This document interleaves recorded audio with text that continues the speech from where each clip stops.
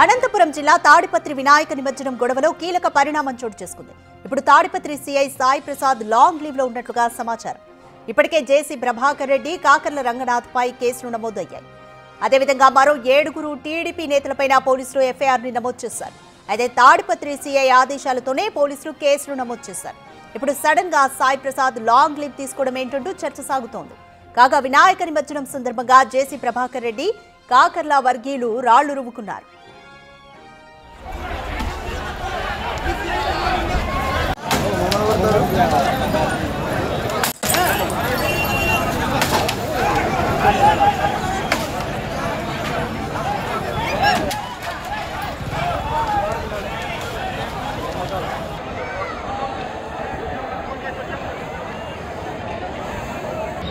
పట్టి ఏంటి పట్టి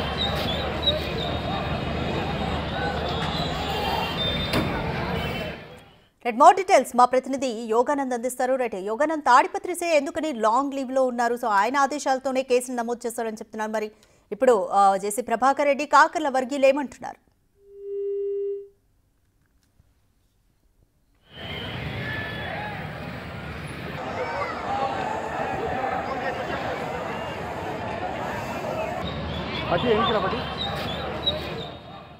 అనంతపురం జిల్లా తాడిపత్రి వినాయక నిమజ్జనం గొడవలో కీలక పరిణామం చోటు చేసుకుంది. అయితే ప్రస్తుతానికి ఇప్పుడు Tadipatri CI Sai Prasad long leave లో ఉన్నట్లుగా సమాచారం. ఇప్పటికే జేసీ ప్రభాకర్ రెడ్డి, కాకర్ల రంగనాథ్ పైన సీఐ ఆదేశాలతోనే కేసులు నమోదయ్యాయని చెప్తున్నారు. అదేవిధంగా మరో 7 టీడీపీ నేతలపైన కూడా పోలీసులు ఎఫ్ఐఆర్ నమోదు చేశారు. అయితే ఇప్పుడు సడన్ గా సాయి ప్రసాద్ లాంగ్ లీవ్ తీసుకోవడం ఏంటంటూ కూడా చర్చ జరుగుతోంది.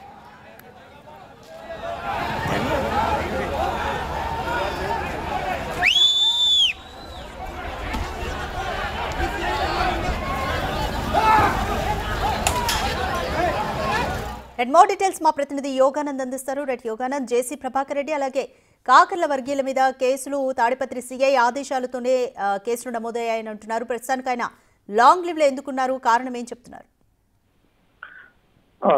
వాస్తవానికి గత వినాయక నిమజ్జనం సందర్భంగా కూడా ఏర్పడిన వల్ల ఇరు వర్గాల గొడవ వల్ల తాడిపత్రిలో అంటూ కూడా తాడిపత్రి పట్టణ సాయి ప్రసాద్ ఇరు వర్గాలపై జేసీ ప్రభాకర్ రెడ్డిపై, కాకర రంగనాథ్ ఇరు వర్గాలపై కూడా 7 మందిపై ఇటు 10 మందిపై కూడా కేసు నమోదు చేశారు.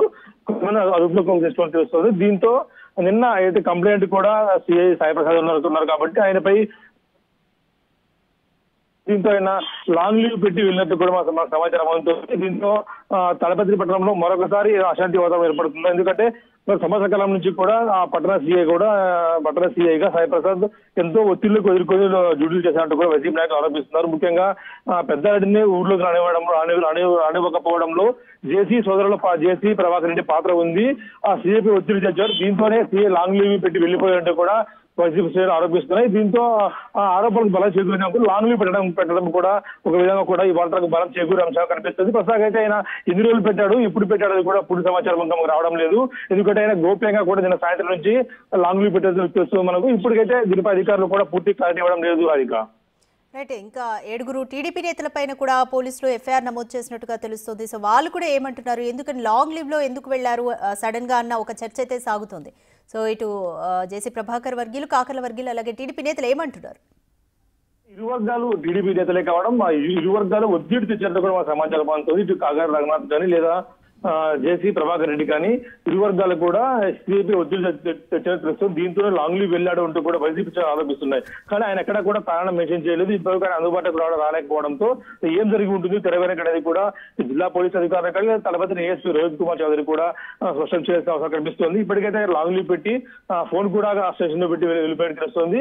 ఆయన ఎన్ని రోజులు లాంగ్ లీవ్ ఉన్నాడు, ఇప్పటి వరకు ఉంటాడు, తిరిగి వస్తాడా ఈ ప్రాంతానికి లేదా అనేది కూడా మనకి పూర్తి సమాచారం రావాలంటే పోలీసు అధికారులకు క్లారిటీ ఇవ్వాల్సిన అవసరం కనిపిస్తుంది. Radhika, thank you Yoganand.